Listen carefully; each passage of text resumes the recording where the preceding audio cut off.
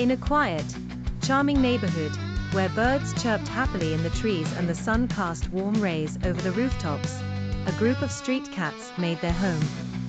These cats weren't just ordinary cats. They were beloved by everyone in the neighborhood. Children, adults, and even the elderly enjoyed watching them play, stretching lazily in the sun, and sometimes playfully chasing each other around.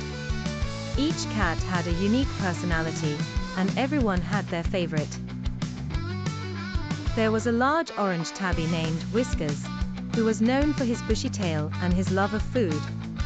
There was also a sleek black cat called Shadow, who was mysterious and liked to hide in the shadows. And then there was Lulu, the smallest of them all, a beautiful cat with soft white fur and eyes as blue as the sky.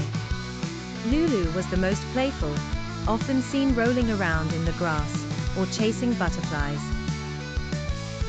The cats made their rounds each day, visiting the different houses in the neighborhood. They knew exactly where to find the best treats, and who would scratch their ears just right. For the residents, these cats were a symbol of the peace and joy that filled their little corner of the world. One morning, something unusual happened. The neighborhood felt different, quieter somehow. The usual sight of cats lounging on porches or sneaking around corners was missing. The silence was unsettling. Where was the happy meowing that usually greeted the residents as they stepped out to start their day?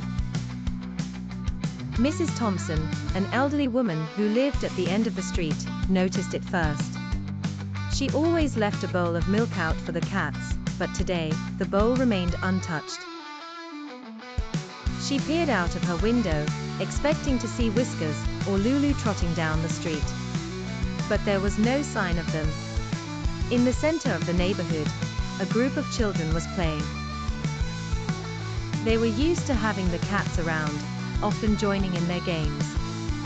Sarah, the oldest of the children, suddenly realized that none of the cats were around. "Hey, where's Lulu?" she asked her friends, looking around. The other children stopped and looked around too. No cats were in sight. They checked the usual spots, the shaded bench where Shadow liked to rest, the sunny patch where Whiskers often lay, but found nothing. The children started feeling worried. "They wouldn't just leave," said Tom, a boy with curly hair and a serious expression. "Maybe they are in trouble," added Mia, a shy girl who loved animals. The children decided to search for the cats. After all, they had always been the cats' friends. The group split up to cover more ground. They looked under cars, checked behind bushes, and even knocked on a few doors. Everywhere they went, the answer was the same: no one had seen the cats since the previous evening. Sarah, Tom, and Mia regrouped at the park. "We need a plan," Sarah said. "Let's ask more people if they've seen anything strange. Maybe someone knows something." The children nodded in agreement.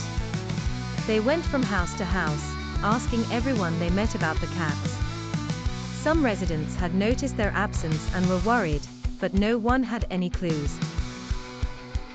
As the sun began to set, the children started to feel disheartened. "What if we never find them?" Mia whispered, tears welling up in her eyes. Sarah put an arm around her. "We will, Mia. We just have to keep looking."